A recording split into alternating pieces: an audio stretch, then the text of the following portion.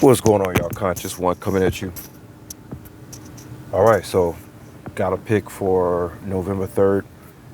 We're going to skip two. I see there are only two games in the NBA, and then we got a football game. I don't want to mess with any of that. Strange day tomorrow, y'all. It appears that every road team is a favorite. We got, what, the Warriors, -8 on the road.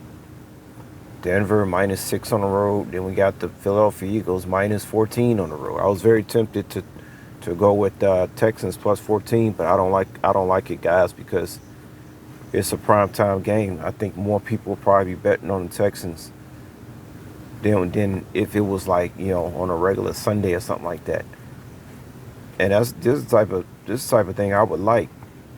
But the fact of the matter is, the Houston Texans are at home. Sometimes the public can fade the favorite on primetime games. It just depends. However, I'm not interested in doing anything with the Texans or the NBA games.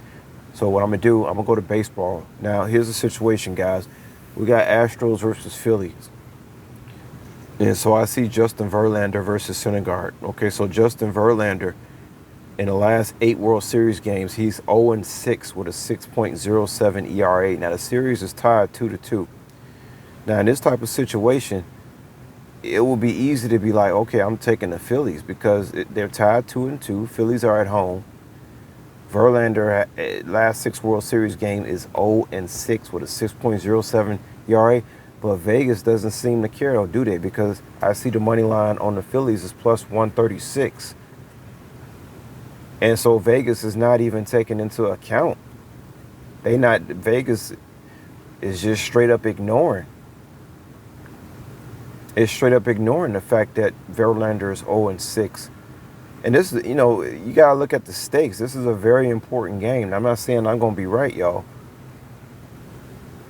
You see what I'm saying? I'm not saying I'm going to be right, but I'm just trying to use my best analytical thinking. If Verlander is 0-6 with a 6.07 ERA in the last 8 World Series games, and then here's a series tied 2-2, it just seemed to me like if the Phillies really had a chance, then the money line wouldn't be -167 on the Astros and +136 with the Phillies, because again, with the stakes, you would expect Phillies are supposed to win this game. I mean, a +136 with a stat like that coming from Verlander. And I'm not saying I'm right, y'all, but it just seems like a situation where a lot of people are going to go with the Phillies. A lot of people are going to go maybe with the +1.5 spread with the Phillies at least. I mean, because you're thinking, man, Verlander 0-6 in the World Series? Like, well, he's going to be 0-7, especially with a game like tomorrow when the Phillies are at home, series tied 2-2. This is a very important game, ain't it? Well, I mean, it just seems like to me if the Phillies had a chance, this line will be even. Because like I say, Vegas ain't trying to give away free money, y'all. And in this type of situation, in a very important game like this, when you have a pitcher that's 0-6, look, Verlander doesn't even have to pitch the whole game, y'all. He could pitch 2 or 3 innings.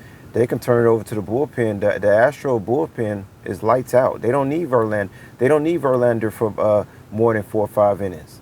That might be their plan the whole time. They might only play him 4 or 5 innings. They might give it over to the bullpen because that bullpen for the Astros is lights out, y'all. It's like all them guys in the bullpens can easily be starting pitchers. So I don't think in an important game like this that the Astros, of course, everybody knows how unlucky Verlander been in the playoffs. So why would Verlander even be starting Game 5 to begin with? Because obviously they got a game plan to win the game. So this type of situation, Verlander 0-6, this is the perfect time to actually take Verlander. You see? And plus it doesn't cost that much. You see? So that's what we're taking, guys. So I'm going to take the Houston Astros on 11-3 on the money line to win the game. Talk to y'all later. Peace.